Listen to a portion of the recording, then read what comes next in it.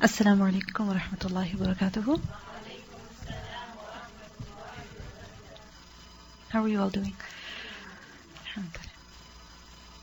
نحمده ونصلي على رسوله الكريم أما بعد فأعوذ بالله من الشيطان الرجيم بسم الله الرحمن الرحيم رب اشرح لي صدري ويسر لي أمري واحلل عقدة من لساني يفقه قولي ربنا زدنا علما. Inshallah, we will begin from Bab number 13 of Kitab al-Jumu'ah. Hadith number 907. Is that the same number that you have? 899. Okay. This Bab, there's no chapter heading for it, meaning there's no title. And remember that whenever there is a Bab which appears in this way, that no tarjuma, meaning no heading has been given, then you have to look at the previous one. Because it's like a sub-heading or like a side point that Imam Bukhari is proving here, which is not directly related to the previous bab, but it is somehow related. It's like a side issue. And this is similar to how when you're talking about something, there are many things that come to your mind, right? Many tangents that you can go off into. Some are, directly related, but others are not that directly related. But at the same time, they're essential, so they cannot be fully ignored. So instead of dedicating an entire bab to that, and giving a separate chapter heading, Imam Bukhari, what he does in his book is that he just mentions bab, and he will mention a few ahadith under that. Okay? So over here, what hadith is mentioned? حدثنا عبد الله بن محمد حدثنا شبابة حدثنا ورقاء عن عمرو بن دينار عن مجاهد عن ابن عمر عن النبي صلى الله عليه وسلم قال إذنوا للنساء, give permission to the women, بالليل, in the night, إلى المساجد, to the masjid. Meaning, let your women go to the masjid during the night. If they wish to go and perform salah in the masjid, then do not stop them, do not prevent them. Now, how is this hadith related to the previous bab? The previous bab, what was the tarjuma? The heading was هل على من لم يشهد الجمعة غسل من النساء والصبيان وغيرهم? That is it necessary for women, children and others who do not attend the Jumu'ah prayer to have a ghusl? So basically the issue is about women going to the masjid for Jumu'ah. Okay? So over here, indirectly he's indicating that women should be allowed to go, because technically if they're allowed to go for the night prayer, meaning for Salatul Isha in the night to the masjid, then why should they not be allowed to go for Jumu'ah? Okay? And when they're going for Jumu'ah anyway, it's not obligatory on them, but when they're going, then what's better? That they go after taking a ghusl, just like the men do. For men, it's fard, it's wajib. Women, it's not wajib, but since they're going anyway, they might as well take ghusl before going. So in this hadith, what do we learn? That the women should not be prevented from going to the masjid, even if it is at night, for Salatul Isha. Obviously, who should not stop them? Their men, their qawwam, whether it's the husband or the father. But remember that this does not mean that the women should go, even if the husband is not allowing her. Okay? There has to be an agreement. The husband has been told, do not stop. But the woman, on the other hand, has been told that she must go with approval, with permission. And the next hadith is very, very beautiful. حدثنا يوسف بن موسى حدثنا أبو أسامة حدثنا عبيد الله بن عمر عن نافع عن ابن عمر. Ibn Umar said, قال, he said, كانت امرأة, the wife لعمر of Umar رضي الله عنه. So one of the wives of Umar رضي الله عنه, تشهد, she would go for صلاة الصبح والعشاء, for the morning prayer and the Isha prayer, meaning Fajr and Isha. في الجماعة, she would be present in the congregational prayer. And where would that be? Fil masjid, in the masjid. So Fajr and Isha, where would she pray? In the masjid. فَقِيلَ لَهَا, so it was said to her, لِمَ تَخْرُجِينَ, why do you go? وَقَدْ تَعْلَمِينَ, while you know, أَنَّ عُمَرَ, that indeed Umar, يَكْرَهُ ذَلِكَ, he dislikes that. وَيَغَارُ, and he has ghira. You know what is ghira? Protective jealousy. Right? Meaning he doesn't like that his wife is going in the night to the masjid. And there are men who go to the masjid and at night, you go, you know that he doesn't like that. He doesn't approve of it. Why do you go? قالت, she said, وَمَا يَمْنَعُهُ, and what is preventing him, أَن يَنْهَانِي, that he stop me? Meaning, he can stop me if he wants. What's holding him back? Why doesn't he stop me? If he dislikes it, then he should just tell me not to go. قال, he said, يَمْنَعُهُ قَوْلُ رَسُولِ اللَّهِ صَلَى اللَّهُ عَلَيْهِ وَسَلَّمَ. What's stopping him is the statement of the Prophet sallallahu alaihi wasallam. Which statement? لَا تَمْنَعُوا إِمَاءَ اللَّهِ مَسَاجِدَ اللَّهِ. That do not stop the female servants, the female slaves, the women, the servants of Allah from the masajid of Allah. So this is the only reason why He lets you go. Now, this is amazing. That on the one hand, the wife is taking advantage, okay, that he can't stop me, so I should go. I can go, so why not? I'll go. But look at the amazing, character of Umar radiallahu anhu. That on the one hand, he has respect for the command of the Prophet sallallahu alaihi wasallam, and on the other hand, it's very difficult for him to see his wife go every night and every morning. He doesn't like that. He's angry from inside. But he doesn't stop her, because he does not want to disobey the Prophet sallallahu alaihi wasallam. It's amazing that Umar radiallahu anhu, it's amazing how he was as a man, so much ghira, but still when he came to the command of the Prophet sallallahu alaihi wasallam, he just surrendered there. He just submitted over there. And this is a beautiful lesson for all of us, because there are many times that things are happening and we don't personally like them. But if they are approved by the Quran and Sunnah, then don't make things difficult for people. Now, what do we learn over here? Firstly, we see that the statement of the Prophet ﷺ, لا تمنعوا إماء الله مساجد الله. لا تمنعوا إماء الله.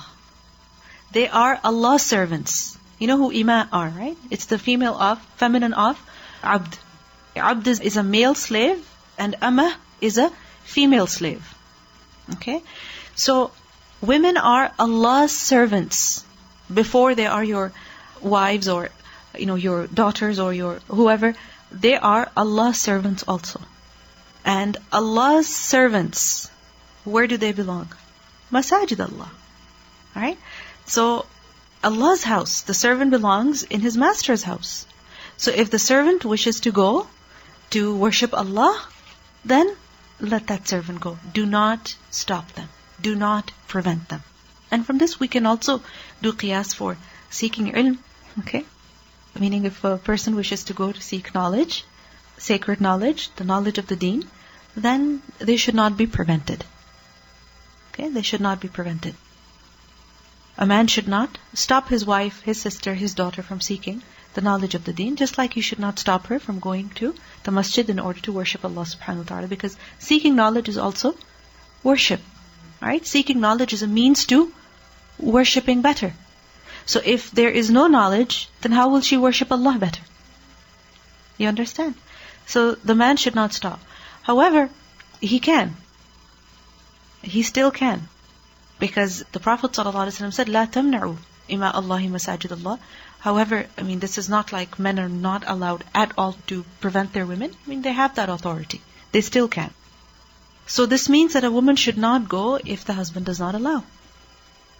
Okay? Meaning she should have his approval.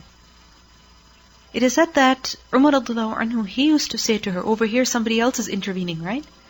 But in other versions we learned that Umar radiallahu anhu used to say to her, Wallahi innaka la ta'lamina anni ma ahabbu hada. You know, by Allah you know that I don't like this.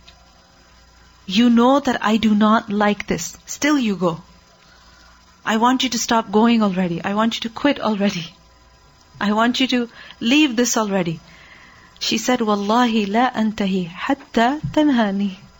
By Allah, I'm not going to stop until you stop me. Meaning, when you tell me that's it, you cannot go, then I'll stop. But I know that you can't say that to me, so I'm going to take advantage. Anyway, we see that no matter how good of a relationship there may be between a husband and wife, there are some matters with which, sometimes the husband may not be 100% comfortable. Even though it may be permissible in the deen, it may be an obligation, it may be an encouragement, but still, it's possible that the husband he hasn't come to terms with it yet. So, what should the woman do? Should she listen to him and leave what is fard or leave what is mustahab? Should she oblige or should she remain firm? It's a very tricky matter. And women should know how to react in these situations because this is what we deal with. And if we don't, deal with this situation correctly, there can be a lot of, problems. It can affect the relationship.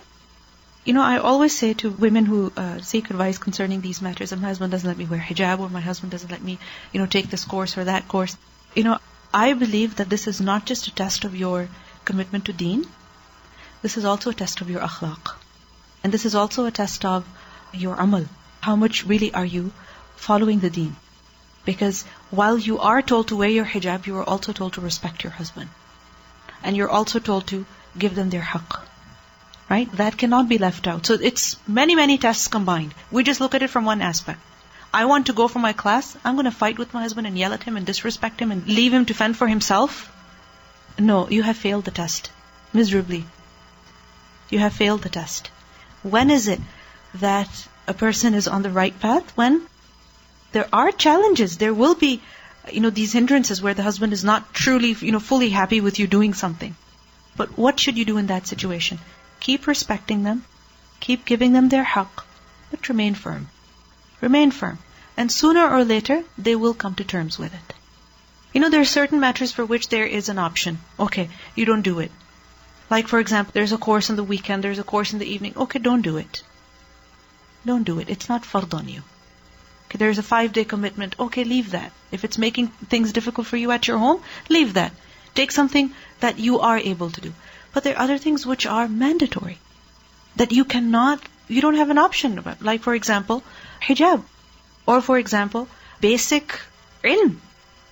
For instance, if a woman is struggling with the recitation of the Quran, for her to learn how to recite the Quran is mandatory. When she has the ability, it's mandatory on her to learn how to recite the Quran at least correctly so that she's not making mistakes in which she's earning sin. You understand? And for that kind of learning, she has to dedicate some time. I'm not saying 5 days a week, full time. No, once a week, twice a week. But some people even have a problem with that. They have a problem with that the husbands will not allow. Or they're not completely happy and willing to support them in this cause. So in that situation, what should be done? Be firm. Be respectful. Give them their haqq and be firm. And sooner or later, they will come to terms with it. Isn't it that, in everyday matters, there are certain things that we like and certain things that our husbands like. But then what happens? We're firm about what we want and we get them to agree. Eventually. So why is it that when it comes to the matters of deen, we lose our temper and we become, we show such bad akhlaq, we forget everything that we have learnt, or we go to the other extreme, which is leaving it altogether. So this is a very, very beautiful example for us. That how Umar radiallahu anhu, on the one hand, he is controlling himself, he is not stopping her, and on the other hand, she is also not keeping away. Eventually, as long as you remain firm, Allah will make a way for you. Recently, this lady asked me, she said that, a lot of voluntary work, alhamdulillah, she's involved in it. She helps out at the masjid as much as she can. But she's like, my husband, he doesn't like me wearing hijab. He doesn't want me to do that. So what should I do? And he tells me that already you're doing so much, you're a good person. Wearing this hijab is not going to add to your goodness. So you don't need to wear it. And he really doesn't want her to. He doesn't allow her. He gets upset. So what should she do in that situation? I told her, make dua. And as soon as you feel that you are ready. Because first you have to be ready. When you are ready, take that step and be firm. Be firm. And eventually they'll accept it. It's amazing how women, they will change their husbands' diets completely. The man who never ate vegetables is now eating salads. The man who was so picky about his food is now eating everything. Or most things at least. Why? Because the wife says, too bad. This is all I can make. Either eat this or go hungry. So people come to terms with it, right? I was just thinking, the weekend come here, alhamdulillah, we should really, once in a while appreciate them a lot, that they let us go, alhamdulillah. The second thing, I was listening to one of Yasir Qadhi's lectures on this, marriage and relationship. And he said that, if you give the man respect, he'll do anything for you. Yeah. Don't let go of respect, even if, you really want something. That's all they want, man. They want respect. Yes. Respect and their needs fulfilled. If their needs are fulfilled, they'll be happy. And they really don't care about what you're doing or what you're not doing. But if their needs are unfulfilled, then every little thing is going to bother them. It's like, when someone is hungry, when a child is hungry, then everything, no. Everything. Would you like to sit in the car? No. Would you like to go somewhere? No. Do you want to stand? No. You want to sit? No. Everything is a no. Why? Because inside, he's unsatisfied. So likewise, when a man is satisfied, then you'll have his support. Then he'll give you the freedom that you need. Again, it's not just one test, it's many tests combined. So a person must take every step very carefully in such a delicate situation, and it's very delicate. Because this can strain the relationship, and if the relationship is strained, at home you're not at peace, then how can a person keep going every day, seeking ilm, doing da'wah? You feel like you're living a double life. And remember, no matter how smooth, your life is, your relationship is, there will be bumps. There will be ups and downs. It might come to you as a big surprise that, what do you mean? What do you mean I can't do this? Really? And then you realize, ouch, I'm a wife. I'm supposed to accept his decision. It's very shocking. It's very shocking. But be prepared for these situations. Alhamdulillah, it's so good. Alhamdulillah, everything's so well. Something will happen. Either something you say, which you did not mean in any other way, but the husband gets upset and you said, what do you mean you're saying this? And you realize, well, you didn't mean that, but he takes it a different way. Or something will happen with the children and that upsets the husband. Anything. And I always found, I was telling my auntie the same thing because it happened to her. She was in South Africa, she had such a nice time, like nothing went wrong. As soon as she came here, husband had a massive heart attack. And she was saying, she even thought to herself, everything went too smoothly. Something has to happen to make you stop and think and thank Allah subhanahu wa ta'ala. Yes. And not take things for granted. Never take things for granted. Whether it's your children, your husband, your family, anything in your life. Yes. Always stop and think, oh Allah, this is from you and I will take it in your control. Yes.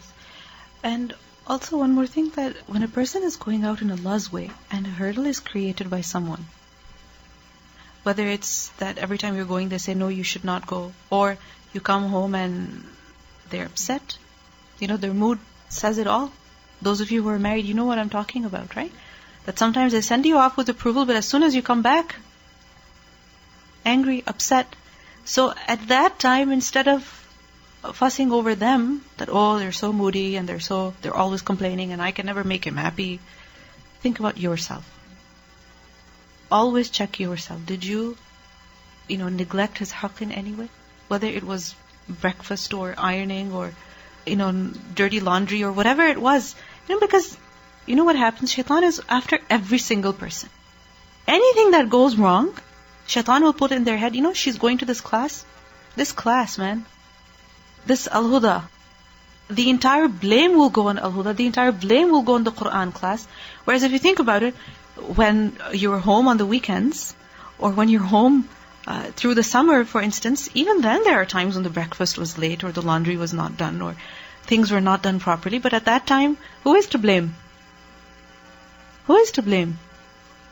You can't blame any al-Huda at that time, or any Quran class. Right? It's from shaitan. So you have to be extra careful, extra on guard, with your akhlaq and your behavior, and you're giving haqq to your spouse. My husband asking, why aren't you going to Al-Huda? You were much more productive and, you did things faster. Alhamdulillah, it's from the blessing of coming here. The second thing I was thinking, he had so much ghira. The ayahs of hijab were revealed because he had ghira for other women. Yes. So imagine for his own women. And unfortunately, we're losing this in men. And it's something that, we say it's controlling instead of, appreciating that it's actually ghira that he has. It's protection. باب الرخصة إن لم يحضر الجمعة في المطر. الرخصة, allowance, dispensation in if لم يحضر الجمعة, if a person does not attend the Jumu'ah, when في المطر, in the rain. Meaning if it's raining do people have this allowance to not go for Jumu'ah? Or do they still have to go for Jumu'ah? Fard Salah. Are there any times when you're allowed to, okay, don't pray, it's okay? Whether you're traveling or you're sick, or you just woke up from, the anesthesia that you were given several hours ago, if it's time to pray, you have to pray. But when it comes to going to the masjid for Jumu'ah, do you have an option of staying back if, let's say, the weather conditions are really severe? Yes. حدثنا مسدد قال حدثنا إسماعيل قال أخبرني عبد الحميد صاحب الزيادي قال حدثنا عبد الله بن الحارث ابن عمي محمد بن سيرين قال ابن عباس لمؤذنه في يوم مطير. On a rainy day, Ibn Abbas said to his mu'adhin, إذا قلت أشهد أن محمد رسول الله, he said to his mu'adhin, the one who was giving the adhan, that when you're about to say أشهد أن محمد رسول الله, meaning in the adhan, فلا تقل حي على الصلاة, then don't say حي على الصلاة. قل, and instead you should say صلوا في بيوتكم, pray in your homes. Because حي على الصلاة means come to prayer. So if the mu'adhin is saying come to prayer, that means everybody leave what you're doing and come and join the congregation. But Ibn Abbas said to the mu'adhin, don't say حي على الصلاة, instead say صلوا في بيوتكم, pray in your homes. When Ibn Abbas said that to his mu'adhin, فكأن الناس استنكروا. So the people, it was as if they found this very strange. They didn't like it. That why is Ibn Abbas saying people should pray in their homes? And why is he changing the words of the adhan? When he found the people surprised, قال, he said, فَعَلَهُ مَنْ هُوَ خَيْرٌ مِّنِّي. The one who was better than me did this. Meaning, the Prophet ﷺ. You find it strange that I'm telling the mu'adhin to do this? This happened at the time of the Prophet ﷺ also.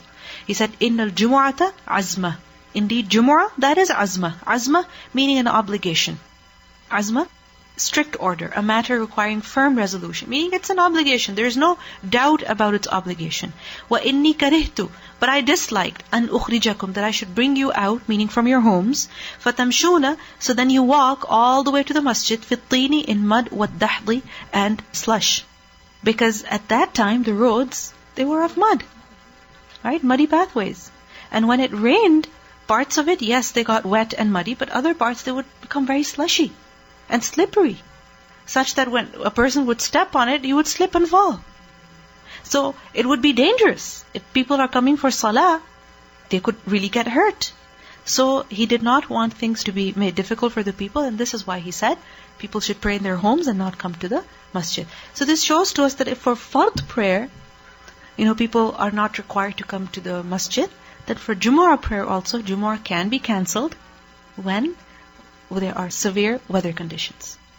You understand? So, obviously at that time, the roads were such that even with a little bit of rain, or just heavy rain, it would be dangerous to go out. However, these days, alhamdulillah, things are not that bad. Even when there's a lot of snow, roads are cleared. If people go to work, they can also go for Jumu'ah. But still, there are times when there's so much snow, so much rain, so much ice, that's difficult.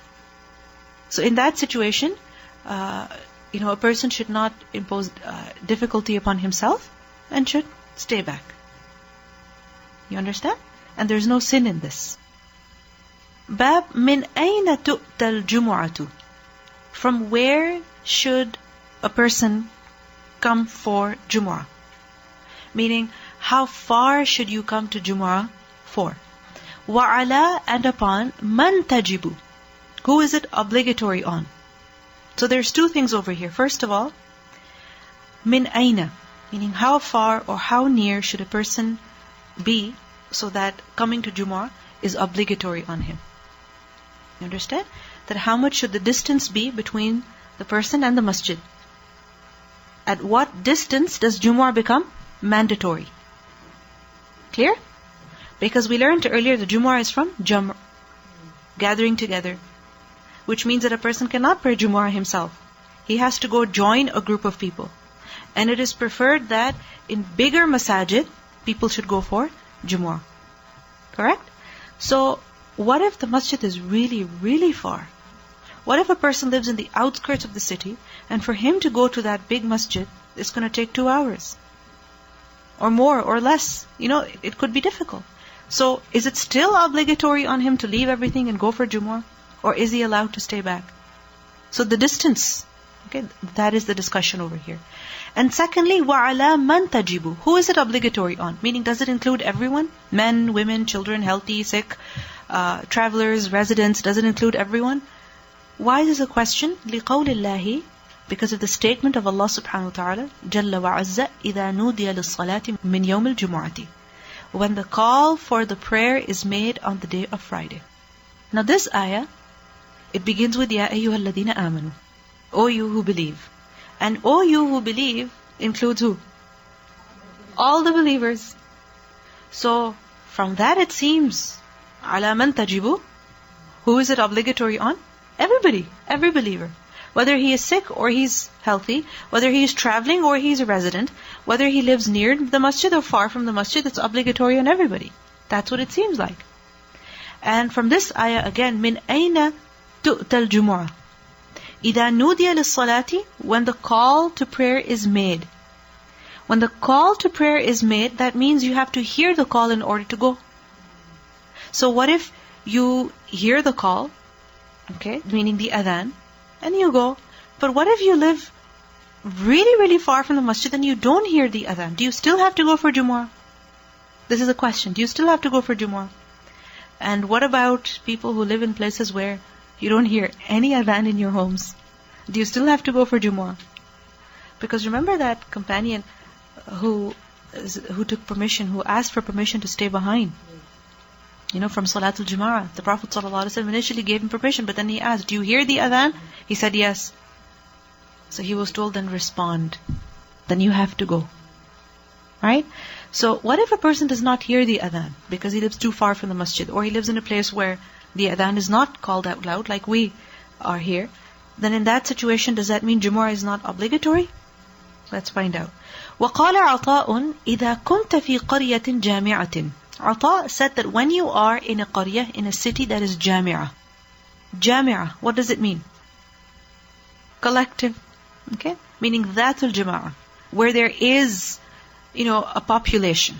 A good population. So you're talking about a sizable town. Not a small city, not a small village, but a sizable town. Some said that dhatul jama'ah means, qaryatun jami'atin means, a place where there is a jama'ah, meaning a jama'ah, a group, an assembly of a leader, okay, an amir, a qadi, a judge, some counselor, some representative in the main government. You understand? So, in a city like this, in a small population like this, qaryatan jamir, when you are in a place like that, فَنُودِيَ بِالصَّلَاةِ مِنْ يَوْمِ الْجُمُعَةِ, and the call to prayer is made on the day of Friday, فَحَقٌّ عَلَيْكَ أَن تَشْهَدَهَا, then it is incumbent on you, meaning necessary for you, that you witness it. Meaning if you're in a big city, then you have to go for Jumu'ah. سَمِعْتَ النِّدَاءَ أَوْ لَمْ تَسْمَعْهُ. Whether you hear the call or you don't hear it. Whether you hear the adhan or you do not hear it. So what do we learn from this statement? If a person is in a sizable town, meaning it's a population, it's a city, and okay, there is one masjid in the middle of the masjid, and you live towards the outskirts, okay, but you still have to go for Jumu'ah. Why? Because you are in that population. The reason why you don't hear the adhan is because you live too far. But still, you should go. So, if we're living in Toronto, and we don't hear the adhan of the masjid, but the masjid is only 10 minutes away, are the men required to go? Yes, they are. Okay? And also remember that nudiya means the call is made. It hasn't been said, إِذَا سَمِعْتُمْ, when you hear the call, when you hear the adhan. What has been said? When the call is made, meaning when the time enters.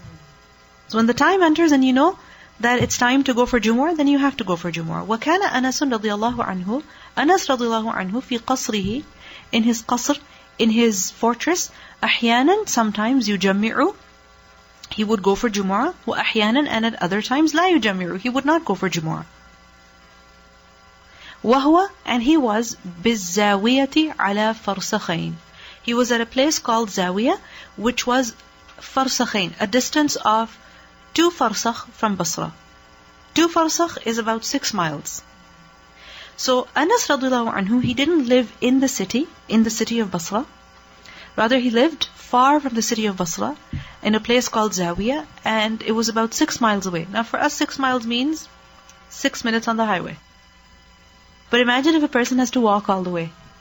Have you ever taken the side streets? How long does it take to cover the same distance? Sometimes double. Right? Now imagine if a person is walking all the way, or going on a camel, or a horse, or a donkey. It's going to take even longer. Right? It's going to take at least an hour, if not more. So, this is the reason why Anas radiallahu anhu, sometimes he would go for Jumu'ah, and at other times he would not go for Jumu'ah. What does it show then? That it wasn't obligatory on him. Because if he considered it fard on himself, you think a companion of the Prophet would stay behind from Jumu'ah? From an obligation? Never. He wouldn't stay behind from an obligation. He would certainly go. So the fact that sometimes he would go and sometimes he would not go shows that it was not obligatory on him. Why was it not obligatory on him? Because he did not live in the city, rather he lived on the outskirts, he lived far, 6 miles away. But remember that such a person who is living far from the city, he should not abandon Jumu'ah altogether. And this is why we see that Anas radiallahu anhu, even though it was difficult, still he tried to make it as much as possible. أحيانا يجمع وأحيانا لا يجمع. So is this clear? حدثنا أحمد قال حدثنا عبد الله بن وهب قال أخبرني عمرو بن الحارث عن عبيد الله بن أبي جعفر أن محمد بن جعفر بن الزبير حدثه عن عروة بن الزبير عن عائشة زوج النبي صلى الله عليه وسلم. عائشة رضي الله عنها, she said كان الناس, the people would ينتابون, they would come يوم الجمعة, on the day of Friday, من منازلهم, from their homes, والعوالي, and also Awali was outskirts of Medina. Places that were not really part of Medina, but right outside Medina. So people would come from their homes, meaning inside Medina, and also some would come from far off places. Why? For Jumu'ah. فَيَأْتُونَ فِي الْغُبَارِ. So they would come in ghubar. What is ghubar? Dust.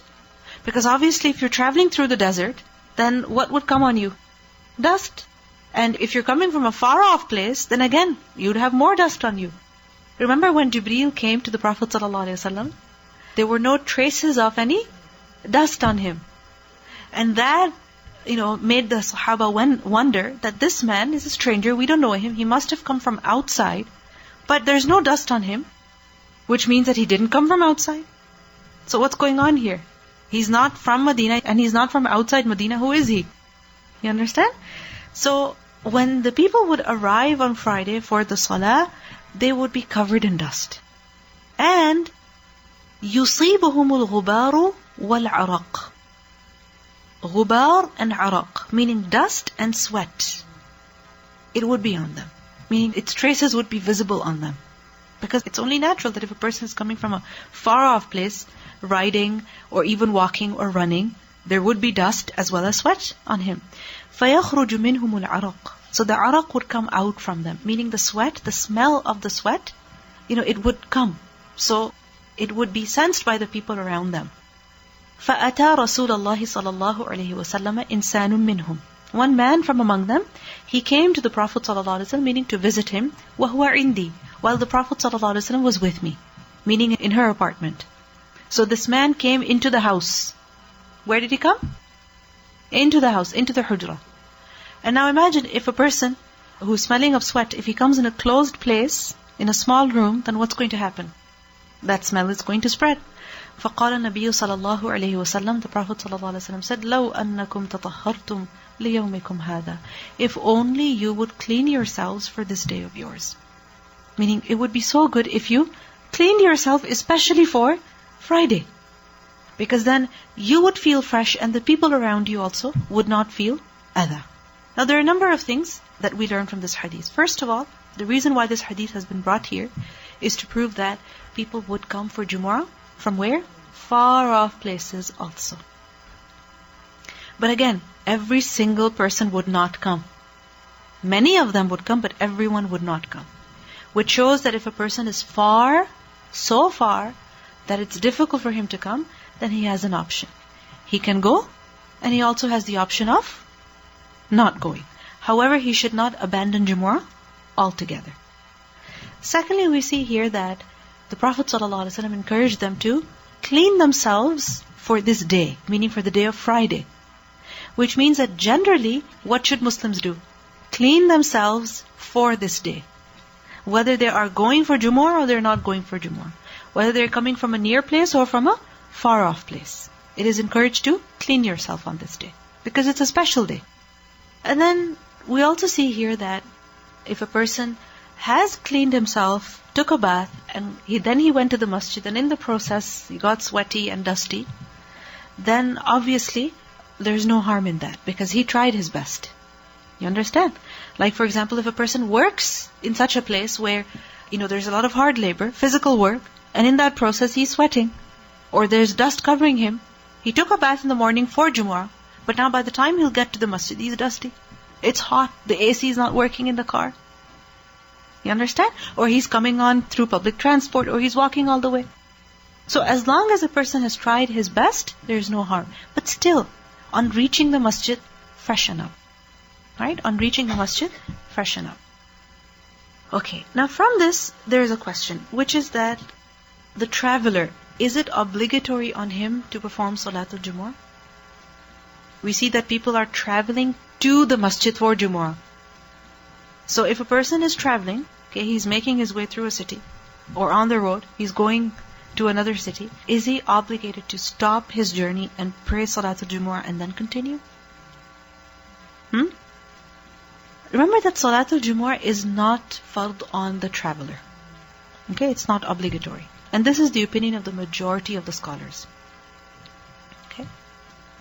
And the reason why they hold this opinion is because they said that the Prophet ﷺ, he used to travel frequently. Didn't he? He traveled for Umrah. He traveled for Hajj. Okay? He traveled for so many military campaigns, at least 20. The Prophet ﷺ participated in himself. Okay? And when he traveled, there were so many people with him, sometimes hundreds and sometimes thousands. But none of them report that he stopped for Jumu'ah, or he established the Jumu'ah prayer during the journey, or even their Eid prayer. About Hajj, it's understood. Okay? And even at Hajj, the khutbah that he gave at Arafah, it was for Hajj, not for Jumu'ah. You understand? We learned that once the companions were traveling, and the time of Eid al-Adha came. So the companions, they actually offered, their animals. They slaughtered their animals as udhiyah. But we don't learn that they performed Salatul Eid. Okay?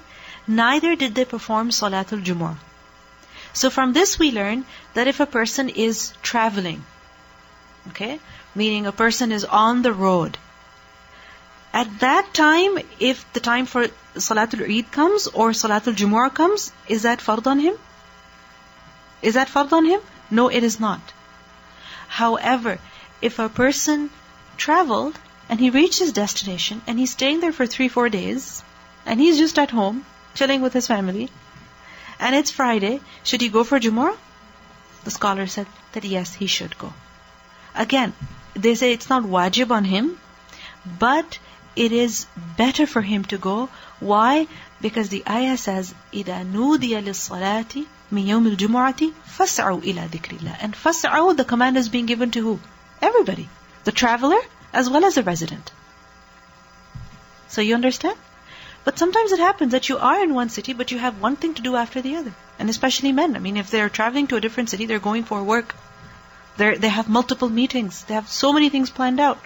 So again, making time out for Jumu'ah might be difficult. So in that situation, again, they have the option of leaving it out. Bab waqtul Jumu'ati idha zalat ash-shams. The time of Jumu'ah prayer is when the sun starts to decline. Zalat. Zalat is from zawal. And what does zawal mean? The declining. Okay? Remember that the sun, when it rises, when you see it rising, it appears on the horizon and it goes up. And then there is a certain point in the day when it's literally above your head. And that's understood as noon time. And that is a time when prayer is not allowed. Remember, there are 3 times when prayer is forbidden, unless there is a cause. And what are those 3 times? Firstly, when the sun is rising. Secondly, when the sun is at the meridian. Okay? And thirdly, when the sun is setting. Alright? So, once the sun reaches its highest point in the sky, okay, then what happens? It begins to decline. So in the morning, once the sun has risen, the shadows are in a particular direction. And then you see that those shadows are shrinking, shrinking, shrinking until the shadow is right beneath you. Okay? And then what happens? The direction of the shadow, it changes. Why? Because now the sun is going on the opposite direction. So when this happens, إِذَا زَالَتِ الشَّمْسُ, when the sun begins to decline, that is when the time for Salatul Jumu'ah comes in. Meaning, the time for Dhuhr. In other words, in simpler words, the time for Jumu'ah is the time for Dhuhr. وَكَذَلِكَ يُرْوَى, and this is how it was reported عن عمر, from Umar, وعلي, and Ali, والنعمان ibn Bashir, وعمر ibn Hurayth رضي الله عنهم. Meaning all of these companions, this is what they reported. That this is when the Prophet ﷺ performed Jumu'ah, and this is when the time for Jumu'ah enters. حدثنا عبدان قال أخبرنا عبد الله قال أخبرنا يحيى بن سعيد أنه سأل عمرة عن الغسل. Said that Amrah was asked about ghusl, about taking a bath, when يوم الجمعة, on the day of Friday. فقالت, so she said, قالت عائشة رضي الله عنها, she said, Aisha رضي الله عنها said to her, كان الناس, the people would be مهنة أنفسهم. مهنة. مهنة, this is a plural of mahin. Just as the word كتبه is a plural of كاتب. Okay? كاتب, كتبه. You understand? Katib, kataba. So likewise, mahin, mahana. Who is katib? One who writes. A scribe. Katib, kataba, and mahin, mahana. Okay. Now, who is mahin? Who is mahin? We learn from a hadith, the Prophet ﷺ used to be fi mihnati ahlihi. He would be in the service of his family, working for his family, meaning helping them out at home, doing chores for them. Okay? So, mahanata anfusihim, meaning the people would be serving themselves, doing their work, doing their stuff. When is it that you do your work? Your work. Whether it's, you're working at a particular place for yourself, making money, okay, or you're studying. Why? Because you are gaining knowledge for yourself, or you're at home cleaning or cooking. All of this, generally, work time is which time? Evening? Daytime. Right? Once you wake up in the morning, then you get to work. Whether it is at home or at a particular place, you're studying, you're teaching, whatever you're doing. So, people would be doing their work. وَكَانُوا, and they used to, إِذَا رَاحُوا إِلَى الْجُمُعَةِ, when they would go for Jumu'ah, رَاحُوا فِي هَيْئَتِهِمْ, they would go in their state. Meaning as they were. And imagine if a person is outside working in front of an oven, or a woman is cleaning her home, or a man is cutting trees, or he is milking his animals. As they were, they would go for Jumu'ah.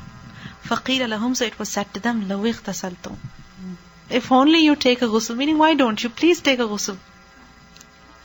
Come to the masjid fresh. So, from this statement of Aisha radhiallahu anha, what do we learn? That the people, they would come for Jumu'ah, when? In the daytime. So, the time for Jumu'ah is daytime. Okay? Now, there are a number of other things that we learn from this hadith. First of all, look at the narrator. Who's the narrator? Aisha radhiallahu anha. Who is reporting from her?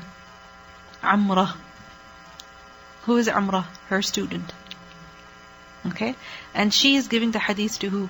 Yahya ibn Sa'id. Okay? So you see how men learned from the wives of the Prophet ﷺ, but women also learned.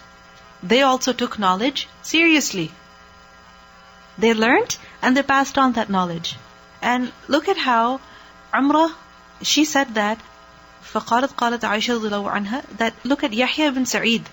Yahya ibn Sa'id is asking Amrah about ghusl. That when should the ghusl be taken on the day of Friday? And she didn't just give an answer, but she used an evidence. Didn't she? She spoke with dalil. So what does this teach us? We should do the same thing.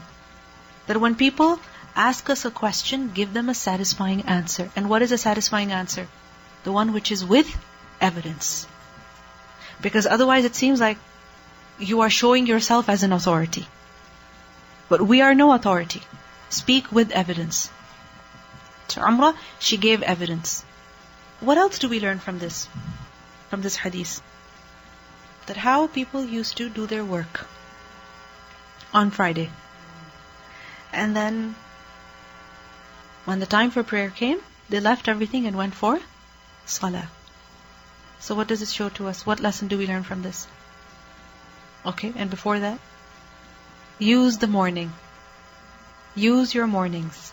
Because it shows that the habit of the people was they worked in the daytime. So work during the day. The thing is that when your mind is tired, okay, when your mind is tired, you can still force your body to do some mindless work. But if your body is tired, you can't get your mind to work. Or can you? You can't. This is why it's necessary that during the day, do what is most important to you. Most important. So for example, studying. Do it in the daytime, when you are alert, when you are awake, when you have energy. And then later, at the last part of the day, do things which don't require much mental effort. Like I remember once my mother told me that when she was a student, she would do her laundry last thing at night. Last thing at night. Why? Because your brain is tired, you've been reading, you've been studying all day, your head is hurting literally. And at that time, if you're doing some physical work, that'll help you wake up, first of all. And secondly, that work will get done. But if you do your clothes first, your laundry first, and then you sit down with your books, you can't study like that. So the daytime should be spent in doing more mental work. And also we learned the etiquette over here that going for Jumu'ah, what's best? That a person freshens up before doing that. حدثنا سريج بن النعمان قال حدثنا فليح بن سليمان عن عثمان بن عبد الرحمن بن عثمان التيمي عن أنس بن مالك رضي الله عنه أن النبي صلى الله عليه وسلم كان يصلي الجمعة حين تميل الشمس. He said that the Prophet صلى الله عليه وسلم used to pray Jumu'ah when? At the time when تميل الشمس, when the sun would decline. Meaning as soon as the sun began declining, meaning as soon as it just passed the meridian, immediately he would perform صلاة الجمعة. حدثنا عبدان قال أخبرنا عبد الله قال أخبرنا حميد عن أنس قال كنا, he said we used to نبكر بالجمعة. We used to do tabkir with Jumu'ah. What is tabkir? Going early. Meaning we would go early for Jumu'ah, meaning relatively early compared to Zuhr. So for Zuhr they would go, but for Jumu'ah they would go earlier compared to Zuhr. وَنَقِيلُ, and we would take our afternoon nap بَعْدَ الْجُمُعَةِ, after Jumu'ah. Now, there are a couple of things over here. First of all, this hadith shows that Jumu'ah is relatively early compared to Salatul Zuhr. Okay? That's when it should be performed. Why? Because the day of Friday, remember that, there's certain ibadah that you perform in the morning. And yes, you do your work. But then after Jumu'ah, what is it that you do? In the Quran, what do we learn? That when the salah is over, then go and do your work. So people have to go back to work. And when people have to go back to work, they better have a solid chunk before the evening. So when Jumu'ah will be performed early, compared to Zuhr, then people have a solid chunk before Jumu'ah and after Jumu'ah. The day is divided. But when Jumu'ah will be performed late, then you're neither here nor are you there. You understand? So this is the reason why Jumu'ah was performed relatively early, so that people could go back to their work, to their business, to their homes, and do whatever they needed to. Also remember that the time for Jumu'ah, yes, it enters as the same time as Zuhr, but some scholars said that it is permissible to pray Jumu'ah even earlier. Okay? So some masajid, when you go to them, Jumu'ah is within the Zuhr window. Okay? And some masajid, you will notice that Jumu'ah is before Zuhr. Before Zuhr. And sometimes people object that, what is this? Why are we performing Jumu'ah early just because it suits people's work hours. Because there is permission. There is allowance to do that. If you notice the hadith over here, كَانَ يُصَلِّ الْجُمُعَةَ حِينَ تَمِيلُ الشَّمْسِ. When the sun is, starting to go down, the Prophet ﷺ was already praying Jumu'ah, which means the khutbah was before that, which means that it began before the sun started to decline. So, some scholars, for example, Imam Ahmad ibn Hanbal, Ishaq ibn Rahway, they said that it is permissible to pray before the sun passes the meridian. This is Jumu'ah, not Zuhr. They said that the time for Jumu'ah begins slightly before the time for Zuhr. And there is evidence for this. Like, for example, a hadith which is reported by Muslim, in which we learn that Ja'far ibn Muhammad, he reported from his father that Jabir ibn Abdullah said, we used to pray with the Messenger of Allah sallallahu alaihi wasallam, then we would go back and let our camels use for carrying water rest. Meaning then we would make our camels rest. Which camels? The camels that were used for carrying water. Hassan said, I said to Ja'far, what time was that? He said, when the sun passed its zenith. So you see, they're coming back from Jumu'ah, and then the camels are being made to rest, and that was what time? When the sun passed the zenith. So which means that the salah was performed when? As the sun was at the zenith, at the meridian, or right before that. Now remember that for Jumu'ah, people are coming from far off places also. So to make it convenient for them, do it early if it suits everybody. And if it suits them the other way, then do it slightly later, but within the time of Dhuhr. Bab, إذا اشتد الحر يوم الجمعة. إذا اشتد الحر. Har. What is har? Heat. Ishtadda. What does ishtadda mean? From shadid. When it becomes intense, severe. Meaning when the heat is intense, يوم الجمعة, on the day of Jumu'ah. Then what should be done? حدثنا محمد بن أبي بكر المقدمي قال حدثنا حرمي بن عمارة قال حدثنا أبو خلدة هو خالد بن دينار قال سمعت أنس بن مالك يقول كان النبي صلى الله عليه وسلم إذا اشتد البرد بكر بالصلاة. He said that when it was very cold, the Prophet ﷺ used to go early to the prayer. Bakkara, from bukra, bukratan wa asila. Right? So when it was very cold, the Prophet ﷺ would perform the salah early. وَإِذَا اشْتَدَّ الْحَرُّ أَبْرَدَ بِالصَّلَاةِ. And when it was very hot, he would delay the prayer. Abrada is from bard, meaning he would let it become cool, meaning the sand, the ground. Okay? So, and that's obviously later. Meaning he would delay the prayer. When it was hot, he would delay the prayer. يعني الجمعة, meaning the Jumu'ah prayer. قال يونس بن بكير أخبرنا أبو خلدة فقال بالصلاة ولم يذكر الجمعة. In one narration, he said this was his habit with the prayer in general, not specifically Jumu'ah. وقال بشر بن ثابت حدثنا أبو خلدة قال صلى بنا أمير الجمعة ثم قال لي أنس رضي الله عنه كيف كان النبي صلى الله عليه وسلم يصلي الظهر. So in this hadith also, what do we learn? When it's cold, early. When it's hot, later. Why? For the convenience of people. Bab al-mashi ila al-jumu'ati, walking to the Jumu'ah. In the Quran, what's the ayah? فَاسْعُوا إِلَى ذِكْرِ اللَّهِ وَقَوْلِ اللَّهِ جَلَّ ذِكْرُهُ فَاسْعُوا إِلَى ذِكْرِ اللَّهِ. The statement of Allah, rush to the prayer. Run to the prayer. Now, does this mean that a person should run to Jumu'ah prayers? Or can he walk? Or can he go in a vehicle, in a means of transportation? Does he have to run? وَمَنْ قَالَ السَّعْيُ الْعَمَلُ. And those who said that sa'i here, it doesn't mean running. It means amal, work, وَالذَّهَاب, and going. لِقَوْلِهِ تَعَالَى, because of the statement of Allah subhanahu wa ta'ala, وَسَعَى لَهَا سَعْيَهَا. And he strove for it as the cause deserves. Meaning the word sa'i, yes, it means to run. But in the Quran, the word sa'i is not always used for running. It's also used for striving, working, putting in effort, exerting effort. So over here, this ayah, فَاسْعُوا إِلَى ذِكْرِ اللَّهِ, it doesn't mean run to the masjid. It means get ready to go. Make an effort. Start working in the direction of going to the masjid. And what would that be? Leave what you're doing, get ready, go take a bath, change, freshen up, right? And get everything ready to go to the masjid. So it means al-amalu wal-dhahab. Just like in the Quran, وَسَعَى لَهَا سَعْيَهَا. What ayah is this? مَنْ أَرَادَ الْآخِرَةَ وَسَعَى لَهَا سَعْيَهَا. Whoever intends for the reward in the hereafter and he strives for it as he should strive. Doesn't mean he runs for it. So akhirah is a place and you have to run there. Is that what the meaning is? No. Sa'i over there means running. What does it mean? Striving. Getting ready. Getting ready for the akhirah. So likewise, getting ready for Salatul Jumu'ah. وقال ابن عباس, and Ibn Abbas رضي الله عنهما, he said, يحرم البيع حينئذ. He said, al-bay', meaning business, it becomes haram at that time. Meaning you have to stop it.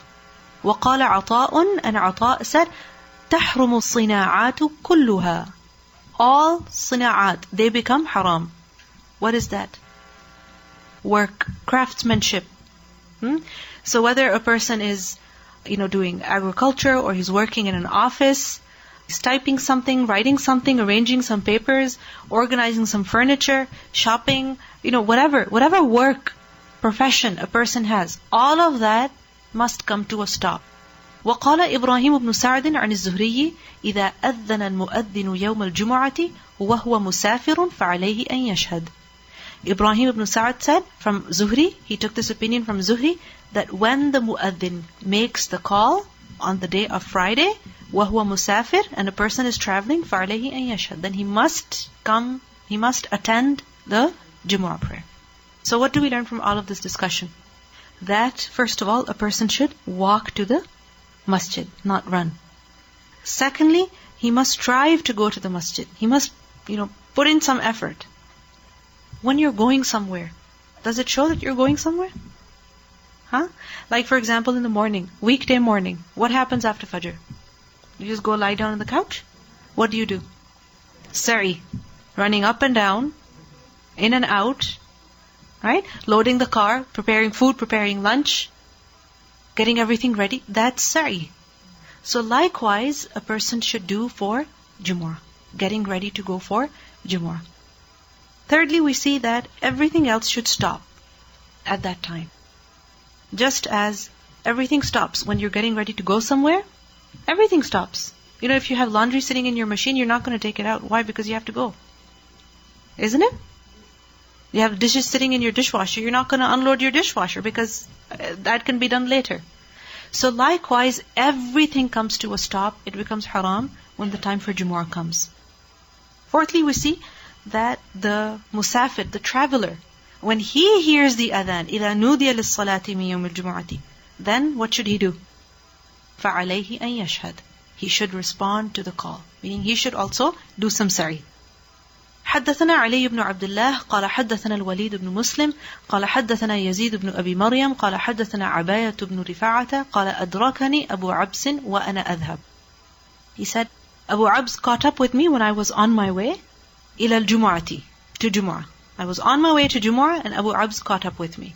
فقال, so he said, سمعت النبي صلى الله عليه وسلم يقول, I heard the Prophet صلى الله عليه وسلم saying, من اغبرت قدماه في سبيل الله حرمه الله على النار.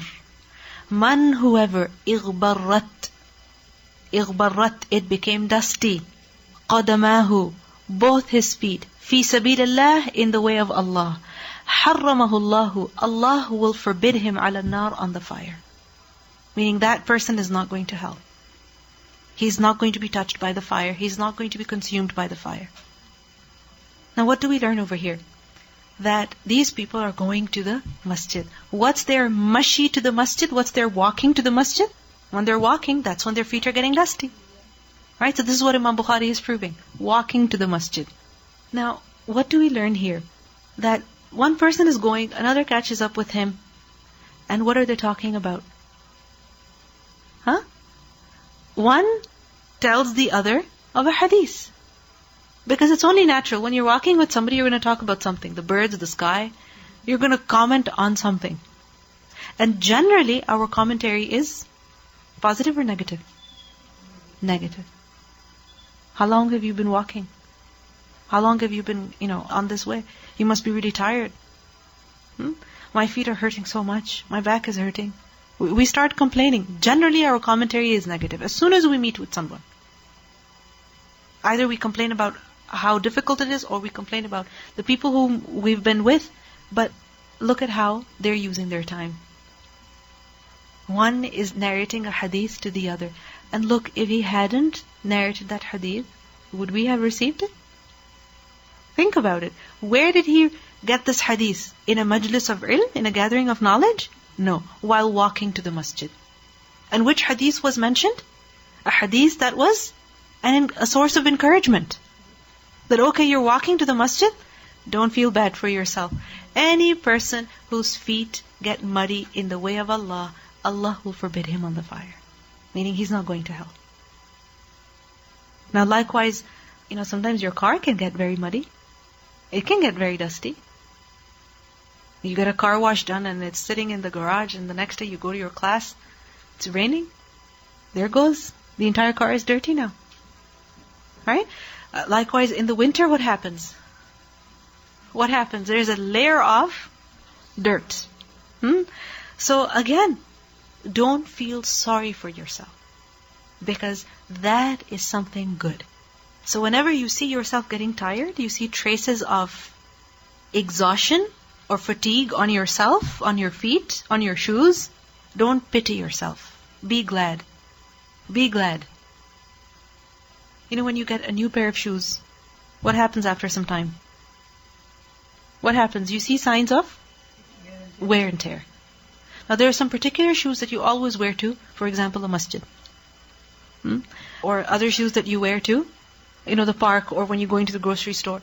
So when you see your masjid shoes, or your school shoes, getting old, signs of wear and tear on them, don't feel bad for yourself. مَنِ اغْبَرَّتْ قَدَمَاهُ فِي سَبِيلِ اللَّهِ حَرَّمَهُ اللَّهُ عَلَى النَّارِ. Everybody read this hadith together.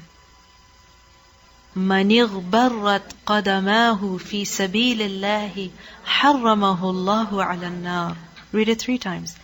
مَنِ اغْبَرَّتْ قَدَمَاهُ فِي سَبِيلِ اللَّهِ حَرَّمَهُ اللَّهُ عَلَى النَّارِ.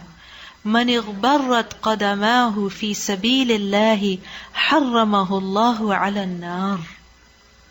So getting affected by this ghubar, by this dust, what is it? It's a privilege, it's an honor. It's not something to feel bad about. Parked the car in a house, then we walked to the masjid. And I was noticing she was putting purposely her feet into the dust. She was at that time in the kindergarten, right? So I asked her, what are you doing? As I said, then I realized, she said, I asked her, did you hear some new hadith today in the school? She said, yes. So I explained her what's the meaning of, right, to putting your feet, like if they're dusty, the shoes are dusty, right? Yeah. So, alhamdulillah. This is so encouraging. And Jazakillah khair, this shows to us another aspect of walking to the masjid. Sometimes we want to park as close as possible to the doors, so that we have to walk less. But the more a person has to walk in the way of Allah, the more dusty he gets, the better it is for him. More reward for him, more protection for him. In another hadith we learned that a person going to the masjid in the night, this will be a source of light for him on the Day of Judgment. حدثنا آدم قال حدثنا ابن أبي ذئب قال الزهري عن سعيد وأبي سلمة عن أبي هريرة رضي الله عنه عن النبي صلى الله عليه وسلم. وحدثنا أبو اليمان قال أخبرنا شعيب عن الزهري قال أخبرني أبو سلمة ابن عبد الرحمن أن أبا هريرة قال سمعت رسول الله صلى الله عليه وسلم يقول إذا أقيمت الصلاة, when the prayer has been established, فلا تأتوها تسعون, then do not come to it running. وَأْتُوهَا, and come to it, approach the prayer, تَمْشُونَ, walking. عَلَيْكُمُ السَّكِينَةِ, on you must be sakina, meaning you must be tranquil. فَمَا أَدْرَكْتُمْ فَصَلُّوا, whatever you catch up, then pray that, meaning whatever you find with the imam, pray. وَمَا فَاتَكُمْ, and whatever you miss, فَأَتِمُّوا, then complete it. So, yes, in the Quran, fas'u has been mentioned, but that doesn't mean you have to run to the masjid. You still have to walk to the masjid, because running to the prayer is something that is not allowed. How should a person approach the prayer? Walking with sakina. Why? If you're running, tripping over something, almost crashing into something or someone, huh? Imagine how shaken you would be by the time you get to the prayer. Like, for example, if a person is driving really, really fast, then what happens finally when you get to your school? You have to sit in the car for 2 minutes and get your senses together, take a few breaths, and then go. It can shake you. Right? Of course, when people are running, it seems so chaotic. Right? But when people are walking, and they're going, gently, smoothly, with sakina, then it's calm, it's peaceful, the entire activity. And also one more thing. The people who are standing in prayer, imagine they hear somebody running. They hear somebody running at the back. Then obviously they're going to wonder, is everything okay? Is there an emergency? Is there a problem? What's going on? So this is why, إِذَا أُقِيمَتِ الصَّلَاةِ, even if the prayer has begun, don't run to the prayer. Walk to the prayer. Even if you miss something in the process. What you find with the imam, pray that. And whatever you've missed, don't worry. Make it up later. And if coming on time was that important to you, then you should have thought about that earlier.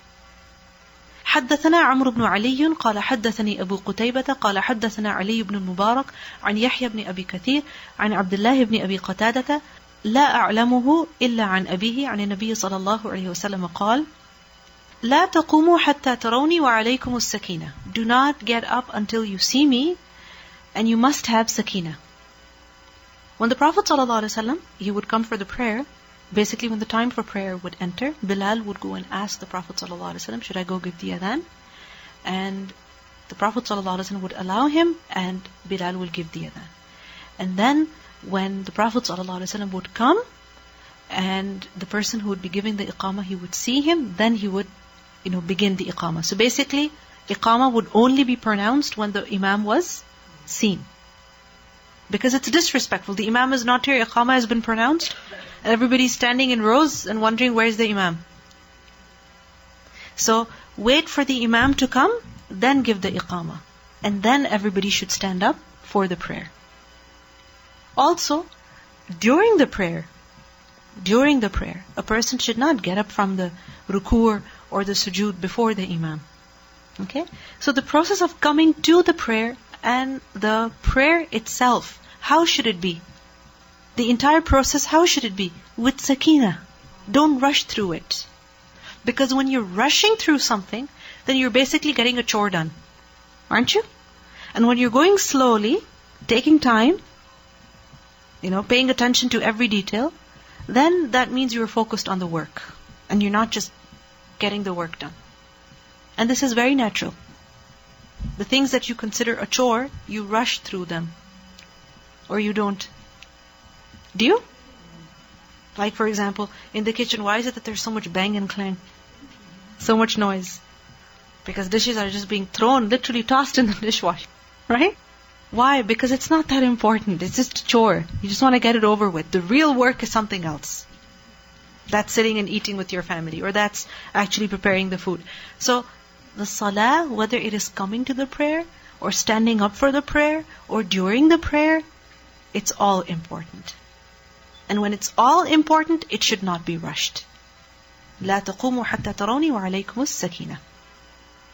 Now, walking to the masjid, okay, because this is what the bab is about. That itself is something that is very, very rewarding. Remember that a group of, once a sub-tribe, right? They moved close to the masjid, and the Prophet ﷺ said that, Diyarukum, tuktab atharukum. Go back to your homes, remain in your homes, meaning don't relocate closer to the masjid, because your footsteps to the masjid are recorded. Now, going for any prayer, for anything in the way of Allah subhanahu wa ta'ala, every step counts.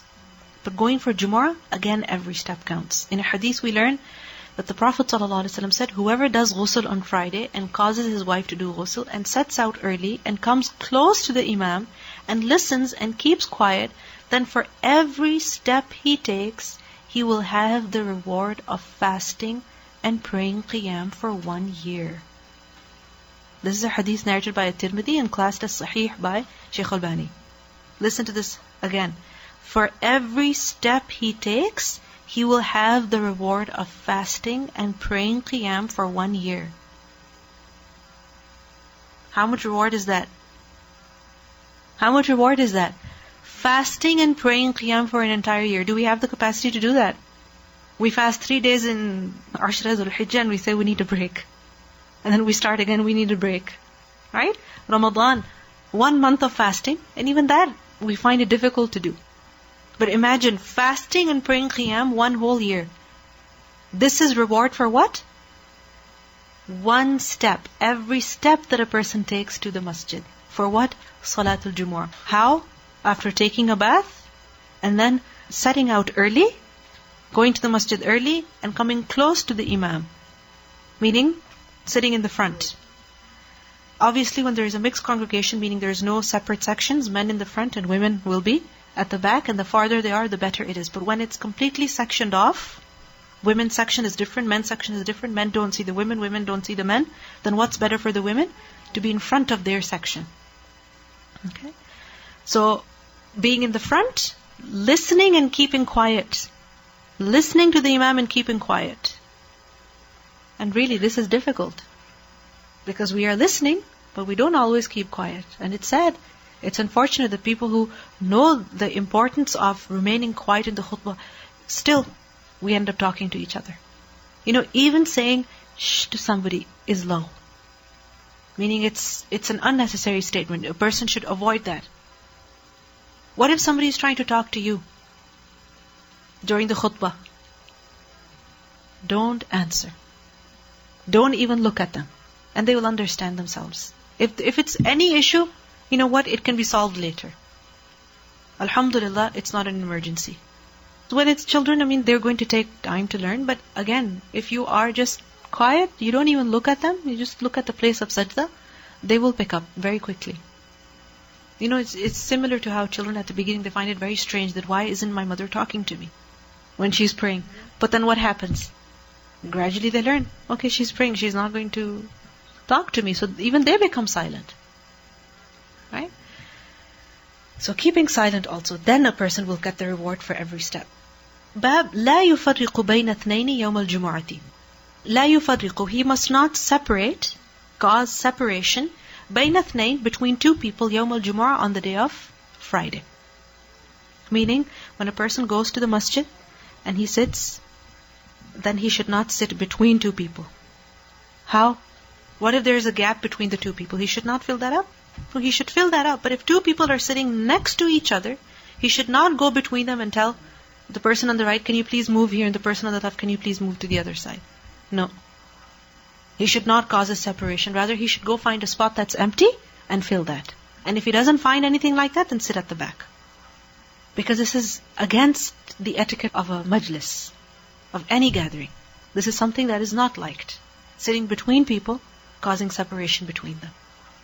حدثنا عبدان قال أخبرنا عبد الله قال أخبرنا ابن أبي ذئب عن سعيد المقبوري عن أبيه عن ابن وديعة عن سلمان الفارسي قال قال رسول الله صلى الله عليه وسلم من اغتسل يوم الجمعة, whoever takes a bath on the day of Friday, وتطهر بما استطاع من طهر, and he also obtains purity, meaning he cleans himself, بما استطاع من طهر, as much as he is able to, meaning how much ever he can clean himself.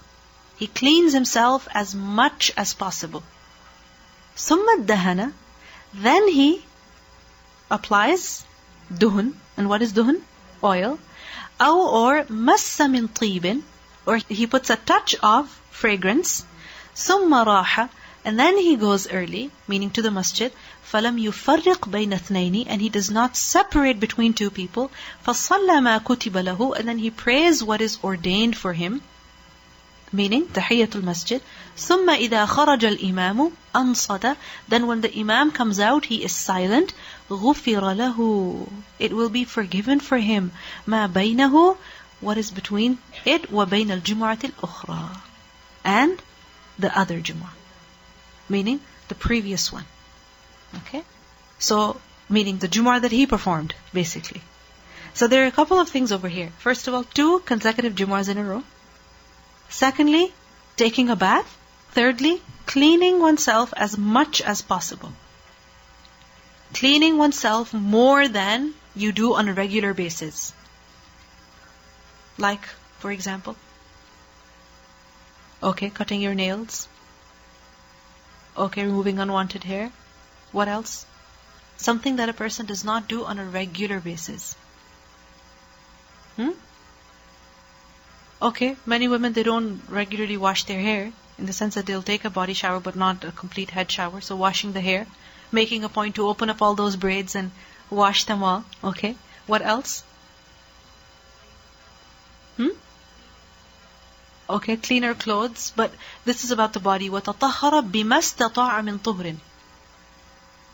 Scrubbing yourself.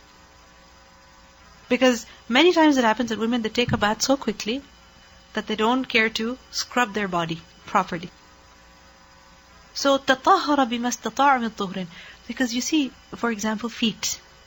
Generally we neglect cleaning them properly. But then what happens when you go to the masjid and the soles, they're dirty, or the toes are dirty, and there's dirt stuck inside? Well, you say, I took a shower, you need to scrub them a little bit more. Okay?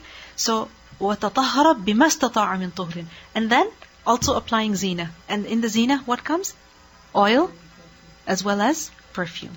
And then going to the masjid on time, early, performing tahiyatul masjid, listening to the imam quietly, and this will cause the sins to be forgiven. Bab لا يقيم الرجل أخاه. لا يقيم الرجل أخاه. يقيم, make to stand, cause to stand. Meaning a man should not make his brother stand, meaning get up, يوم الجمعة, on the day of Friday, هو يقعد في مكانه, to sit in his place.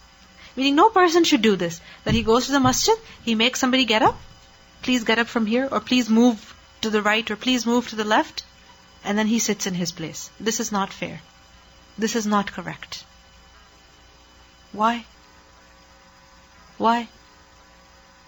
Okay, you never know why that person is sitting in that place. Okay. Being told to get up in front of everybody and move, I mean, that is something that's embarrassing. Remember that if it's for the purpose of perfecting the prayer, so for example, there are so many gaps in the front and people are sitting in the back, standing at the back, then there is no harm in encouraging people to go to the front, move to the front.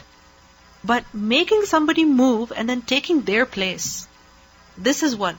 It's bad manners. It's not fair. It's very disrespectful. And many times people think that, because of their position or their age, they can do this. So younger children, move from here, get up from here, you go at the back. It's pride. All the servants of Allah in the masjid are equal.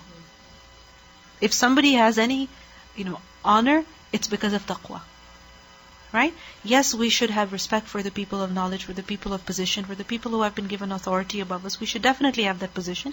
But a person who has been given fadl should not, force people to respect him. If somebody gets up and makes space for you, that's their ihsan on you. But you should not demand that from people.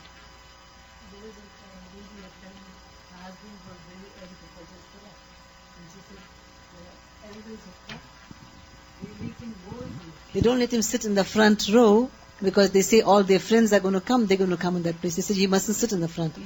Or he's in his 40s and they are in their 60s or 70s. But she said every day the same problem. So now he stopped going to that masjid, he goes to another masjid. SubhanAllah. Even in Ramadan, there are some children who pray Taraweeh, regularly, and they're young children, but they love to stand in the front and pray. But again, how are they treated?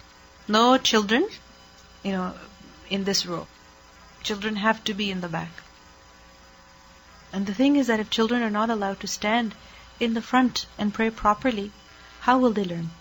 Usually, the attitude against the mothers and mothers with young children is at the back, at the back, at the back. And what happens? All the children, they get together and they have a blast. And the mothers are praying. Whereas if every child is with the mother, then either the child will sit in one place, or sleep, or stand and pray. Right? But when all the children are, assembled in one place, then obviously, they're going to create a huge problem everywhere. I never understood this until I became a mother myself. Literally going to the masjid became very difficult for me. Because no matter where you go, women with children are sent to the back. And the same children who at home stay quiet when you're praying, what happens in the masjid? They start making noise. Why? Because everybody's talking, everybody's making noise. So, لا يقيم الرجل أخاه يوم الجمعة ويقعد في مكانه. حدثنا محمد قال أخبرنا مخلد بن يزيد قال أخبرنا ابن جريج قال سمعت نافعا يقول سمعت ابن عمر رضي الله عنهما يقول, he said, نهى النبي صلى الله عليه وسلم, the Prophet صلى الله عليه وسلم forbade this. أن يقيم الرجل أخاه, that a man should make his brother get up من مقعده, from his place of sitting, ويجلس فيه, and he sits in it. قلت لنافع, I said to Nafi', الجمعة, meaning this is about Jumu'ah. قال الجمعة وغيرها. He said this applies to Jumu'ah and also other prayers and other majalis. So whenever there is a congregation, it is extremely disrespectful that the person who has come early, who made a point, who put an effort to come early, to get a good place, and as soon as they sit there, you come and tell them to move. This is not correct. It's the house of Allah and everybody has an equal right over it. سبحانك اللهم وبحمدك نشهد أن لا إله إلا أنت نستغفرك ونتوب إليك. السلام عليكم ورحمة الله وبركاته.